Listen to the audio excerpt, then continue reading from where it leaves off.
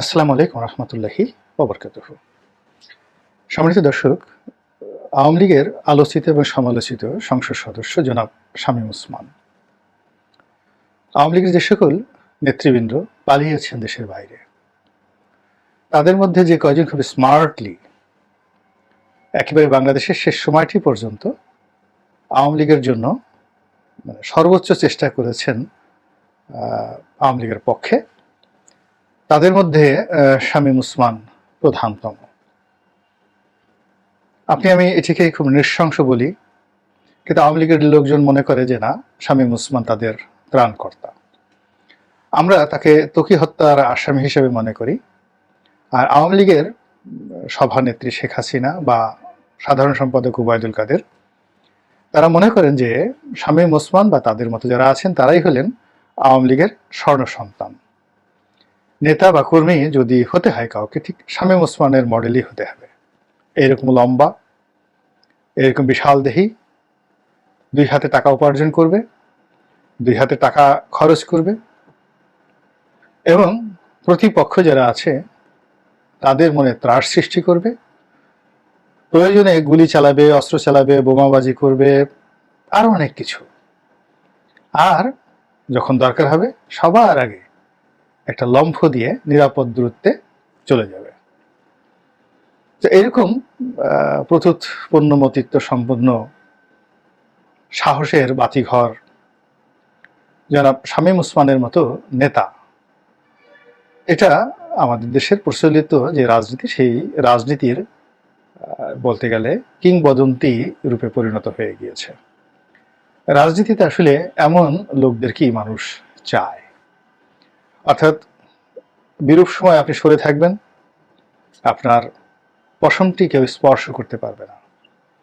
দল যখন ক্ষমতায় থাকবে, আপনি বাড়ি করবেন, গাড়ি করবেন, টাকা করবেন, জমি করবেন, দেশে বিদেশে ফ্ল্যাট করবেন, এবং নিজে দলের এই বিপদের সময় দুবাইতে গিয়ে, সিঙ্গাপুরে গিয়ে, মালয়েশিয়াতে গিয়ে, আমেরিকাতে গিয়ে আচ্ছা মতো আপনি কেএফসি, পিৎজা হাট, বার্গার থেকে শুরু করে 5 তারা হোটেলের যত রকম খাবার রয়েছে, সেটা শ্যাম্পেন বলেন কিংবা ক্যাভিয়ার বলেন, সবগুলো আপনি খাবেন।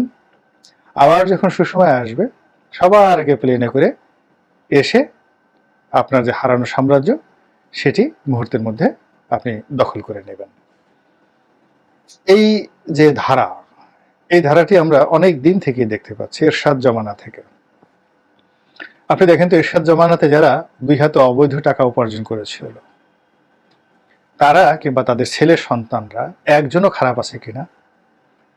এরশাদের সেই লোকগুলোই বিভিন্ন সময় জাতীয় পার্টিতে, আওয়ামী লীগে এবং বিএনপিতে পুনর্বাসিত হয়েছে, এবং তারাই এই দলগুলোর চালিকা শক্তি হিসেবে বিভিন্ন বুদ্ধি দিয়ে, পরামর্শ দিয়ে, তারপরে পেশাগত যে দক্ষতা রয়েছে সেটি দিয়ে, লজিস্টিক সাপোর্ট যেটিকে বলা হয় সেটি দিয়ে এই দুটো দলকে ক্ষমতায় রাখার জন্য, দুর্নীতি করার জন্য সর্বোচ্চ তারা চেষ্টা করেছে, তদবির করেছে। আবার যখন বিএনপি ক্ষমতায় এসেছে, বিএনপির জমানাতে যারা বিভিন্ন সময়টিতে যারা খুব দুর্বৃত্ত প্রকৃতির ছিল এবং প্রচন্ড রকম দুর্নাম এবং বদনাম কামাই করেছে, তো বিএনপির সেই সুসময়ের যে কোকিলগুলো, তারা দুঃসময় আসার অনেক আগেই এমনভাবে গা ঢাকা দিয়েছে যে সবাইকে ধরা গেছে, কিন্তু ওই সমস্ত লোকের একটা টিকি স্পর্শ কেউ করতে পারেনি।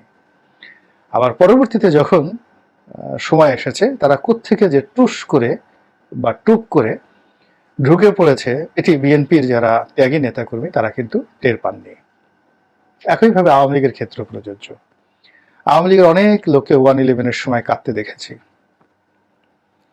তারপর 1/11-এর সময়টিতে বিশেষ করে তাদেরকে কাঁদতে দেখেছি। আবার 2001 সনেও অনেককে রাজনীতির প্রতি দেখেছি যে তারা বিরাগ হয়ে আত্মহত্যা পর্যন্ত করতে চেয়েছেন। কিন্তু এই লোকগুলো 2009 সনের ঠিক 2-3 মাসের মধ্যে কিভাবে যে একটা দানবে পরিণত হয়ে গেল চোখের সামনে, এটা বুঝে ওঠার আগে আমার এমপিগিরি চলে গেল। আবার এখন আমি যতটা বুঝতে পারছি, কিন্তু এখন আবার তারা পালিয়ে গেল।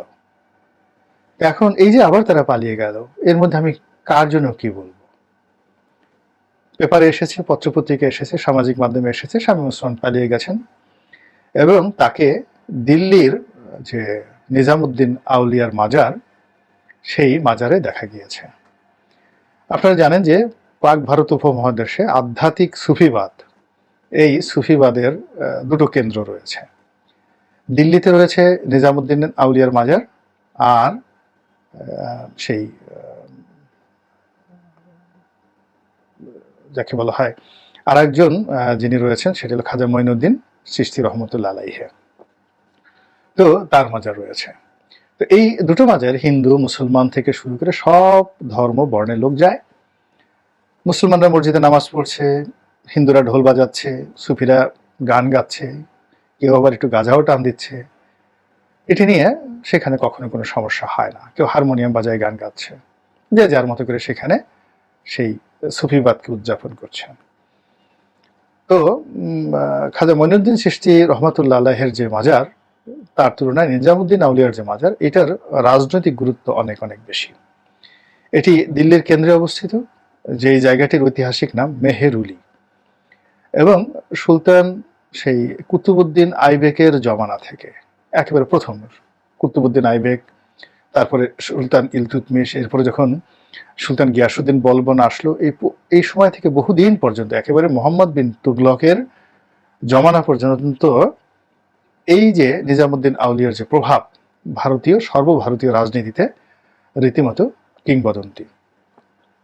তো সেখানে যান, অনেকে মনস্কামনা পূরণের জন্য যান, বিভিন্ন রকম জায়গাতে যান, এবং সেখানে শামীম ওসমান সাহেব গিয়েছেন।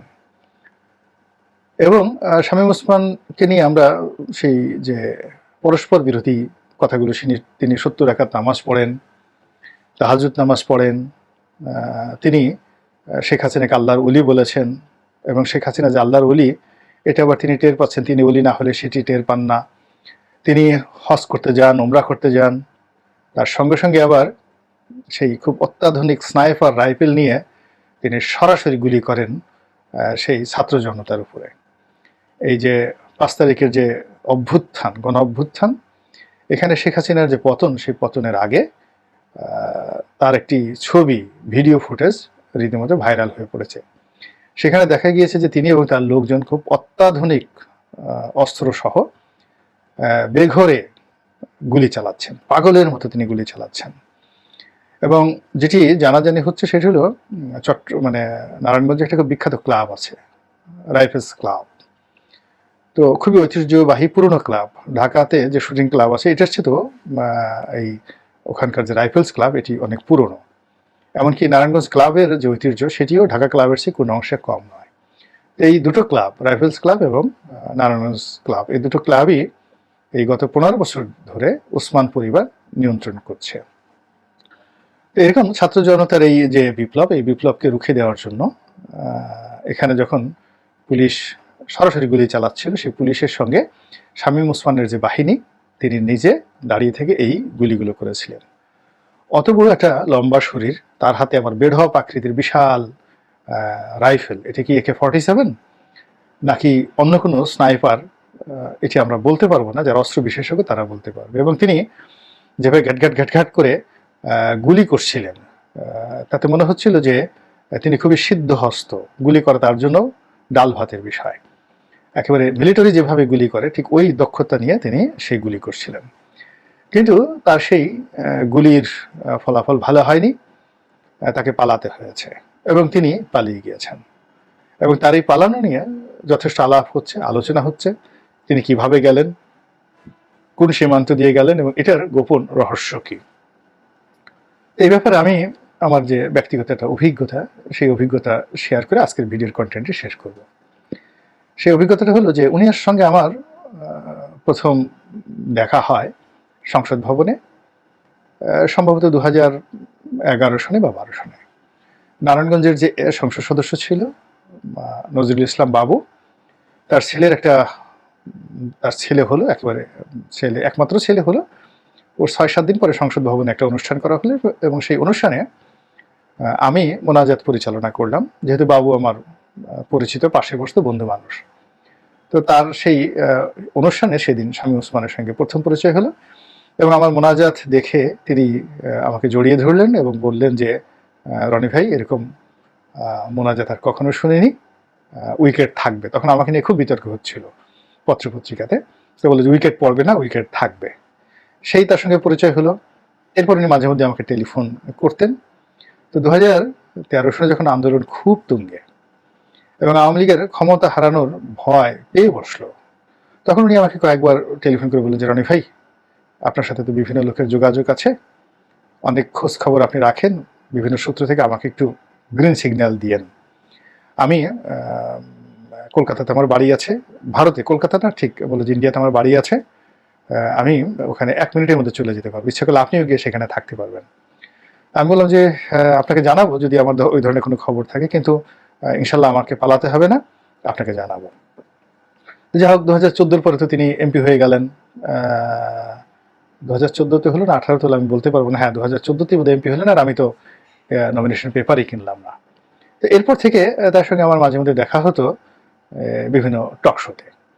তো তিনি অ্যাজ এ হোল সেখানে ওই বাইরে যেভাবে হম্বিতম্বি ওইরকম না, ওয়েল বিহেভড, এবং মনে হতো একটা ভদ্র ফ্যামিলি থেকে আসছে। আর ভদ্র ফ্যামিলি মানে কি, 4 জেনারেশনের রাজনীতির রক্ত, তাও অভিজাততন্ত্র।